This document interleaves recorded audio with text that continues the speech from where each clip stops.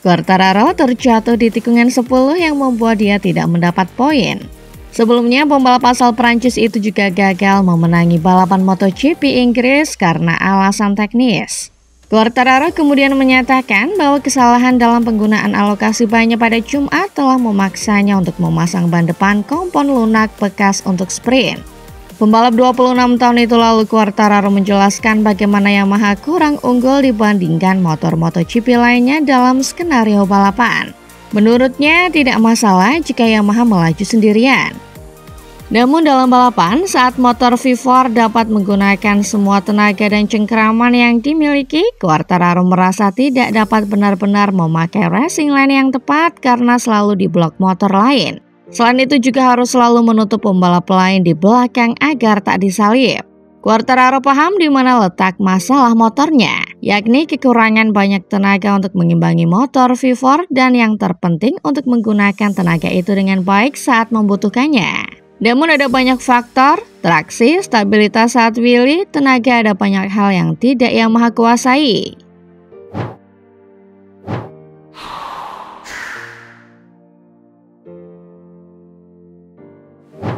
Pembalap Ducati Francesco Bagnaia kembali menuai hasil kurang memuaskan pada sprint race MotoGP Belanda 2025 di sirkuit Assen.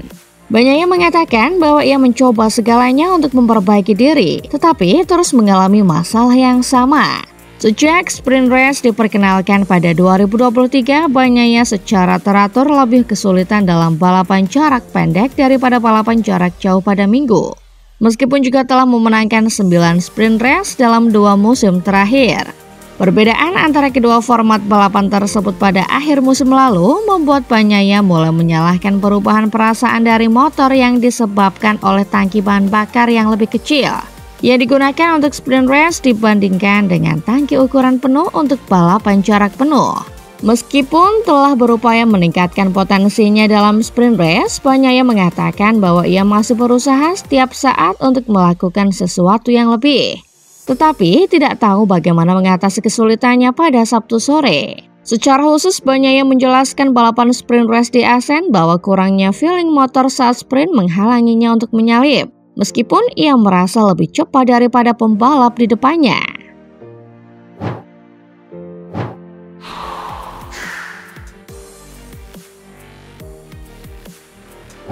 Pemimpin klasemen itu memasuki hari kedua di sirkuit Assen dengan kondisi babak belur dan memar setelah 2 kecelakaan berat selama sesi latihan hari Jumat. Melewati kualifikasi dan posisi keempat, Marquez melompat ke posisi kedua dari garis finish dan memimpin di akhir putaran sprint race. Ia kemudian mengalahkan Alex Marquez untuk menang dengan selisih hanya 0,351 detik dan memperlebar keunggulannya dalam klasemen menjadi 43 poin menjelang balapan utama Minggu. Marquez tidak menyangka kemenangan itu, terutama karena begitu dirinya bangun pagi ini, Marquez merasa hawa malas menyelimuti hari Sabtu. Tetapi Marquez mengaku tetap mencoba untuk mengeluarkan yang terbaik. Sebab Marquez sadar di Assen kecepatannya bukan yang tercepat karena Alex dan Pecco Bagnaia sedikit lebih cepat. Marquez mendapat start terbaik dari grid keempat dan hampir mengambil alih pimpinan dari pole sitter Fabio Quartararo di tikungan 1. Dipaksa keluar oleh pembalap Yamaha itu, Marquez berakhir di tepi jalan dan mengakui bahwa ia hampir jatuh di momen yang disebutnya sebagai momen penting sprint race-nya. Sementara itu Alex Marquez tampak lebih cepat dari kakaknya terutama di tikungan 11 dan 12. Tetapi tidak dapat melakukan apapun untuk memaksa menyalip seperti Marc Marquez karena Max selalu menutup jalurnya dengan benar. Menatap ke depan untuk Grand Prix, Marquez telah menyebutnya sebagai hari untuk tidak kehilangan banyak poin. Marquez berbicara tentang hal-hal yang masih bisa ditingkatkannya di Assen dengan fokus pada tikungan 3 di mana rival utamanya semakin mendekatinya.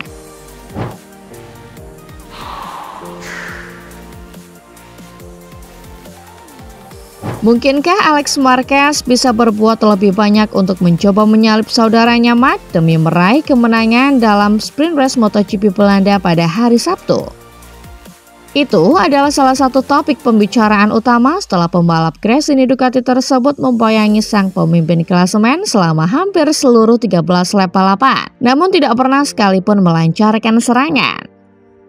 Alex Marquez yang start dari posisi ketiga terus menempel di belakang motor bernomor 93 itu sepanjang balapan. Ia terlihat jelas lebih unggul di tikungan cepat 11 dan 12 di sektor 3. Namun Mark lebih kuat di zona pengereman keras yang menjadi kunci, yaitu di chicane terakhir dan tikungan 1 yang merupakan titik-titik penyalipan klasik di Asen.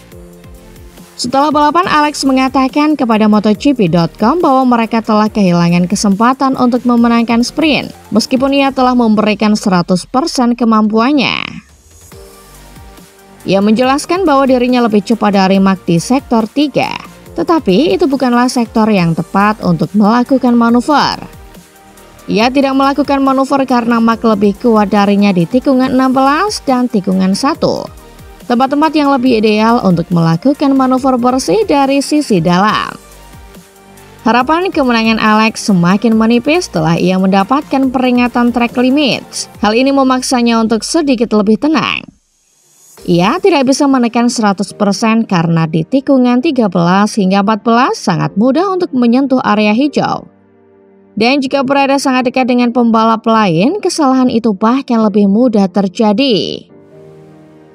Margin kemenangan Mark hanya 0,351 detik. Alex menyimpulkan bahwa ia tidak mampu melakukan manuver, tetapi mereka mampu tampil cepat dan ia telah berjuang hingga akhir. Ia mengaku 90% puas dan akan mencoba lagi pada hari Minggu dengan fokus khusus pada saat start. Mark menggunakan jalur luar saat ia melesat dari posisi keempat ke posisi kedua di awal sprint. Hampir menyalip peraih pole position Fabio Quartararo untuk memimpin di tikungan 1. Pembalap GP25 itu kemudian menukik di bawah pembalap Yamaha tersebut di akhir lap, dengan Alex menyusul ke posisi kedua tak lama setelahnya. Mark kemudian mengonfirmasi bahwa ia memang fokus pada zona pengereman untuk menahan Alex, satu-satunya pembalap yang mengalahkannya dalam sprint musim ini.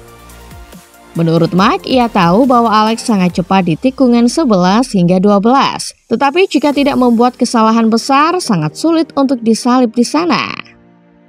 Ia merasa sangat kuat di titik pengereman, jadi disitulah ia fokus. Berusaha untuk presisi, mengerem dengan cara yang benar dan hanya mengelola titik-titik lemahnya. Ia menambahkan bahwa ia tahu di mana titik kuat Alex dan Pecco karena mereka berbagi semua data.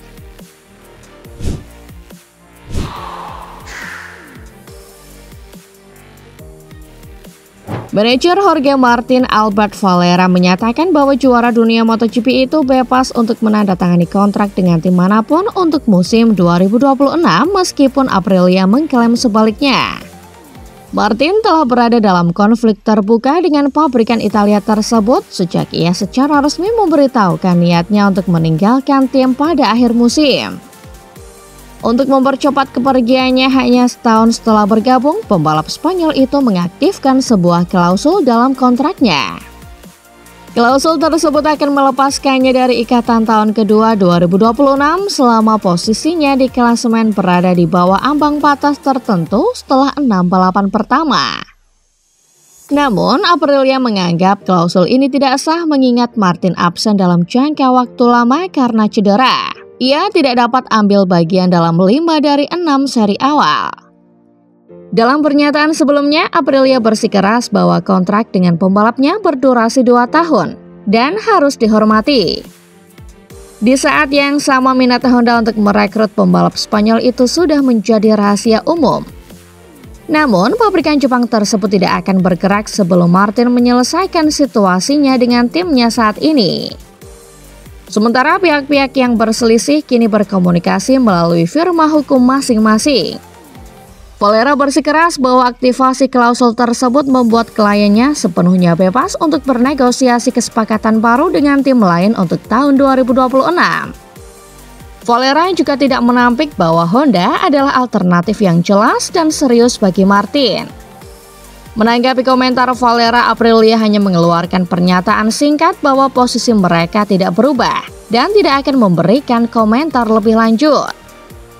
Sementara itu, Martin sendiri masih dalam tahap pemulihan dari cedera yang dideritanya dalam kecelakaan di Grand Prix Qatar.